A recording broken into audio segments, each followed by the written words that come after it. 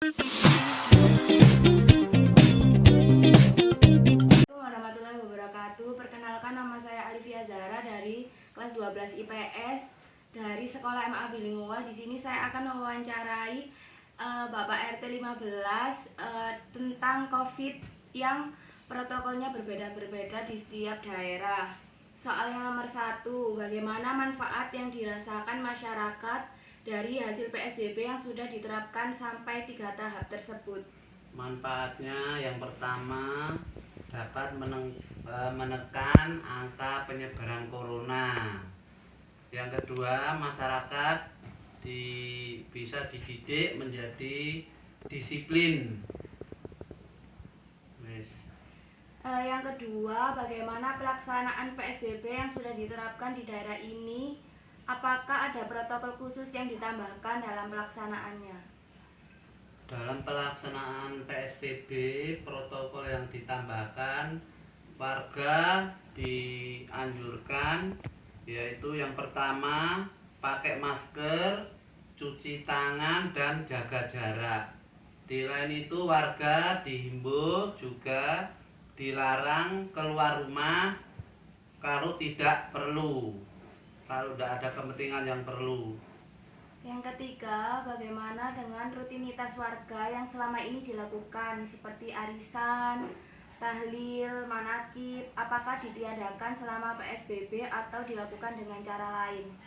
Selama PSBB berlangsung, untuk kegiatan tahlil, manakiban, apa yang berbau mengundang masyarakat banyak mengumpulkan, untuk selama PSBB itu ditiadakan dulu sambil menunggu kalau nanti wabah corona ini benar-benar sudah hilang, itu baru bisa dilaksanakan. Jadi untuk sementara ini dihentikan sementara. Yang keempat, bagaimana respon warga saat pelaksanaan protokol kesehatan dilakukan? Apakah ada penolakan atau tidak? Sebenarnya dari warga sekitar kita itu sangat-sangat senang diadakan PSBB. Karena apa?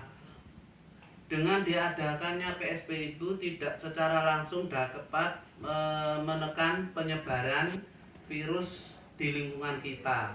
Sebenarnya juga ada warga yang pro dan kontra, karena sangat pentingnya PSBB itu warga sangat menyadari. Yang kelima, bagaimana bentuk gejala sosial yang dirasakan masyarakat akibat wabah pandemi saat ini, terutama di bidang ekonomi dan kehidupan sosial mereka, mengingat banyak masyarakat yang dirumahkan oleh perusahaan saat wabah ini berlangsung. Memang dampak ekonominya itu sangat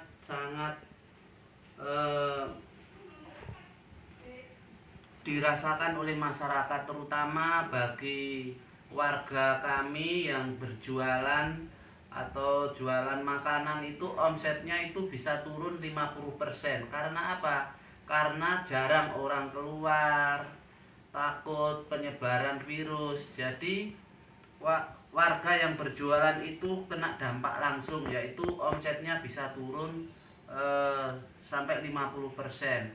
Dan bagi warga kami yang bekerja di perusahaan-perusahaan itu banyak yang kena, ada yang di PHK, ada yang sehari kerja, sehari masuk, dan itu berpengaruh pada penghasilannya. Jadi biasanya dia sebulan terima gaji full, karena wabah corona ini efeknya itu penghasilannya turun.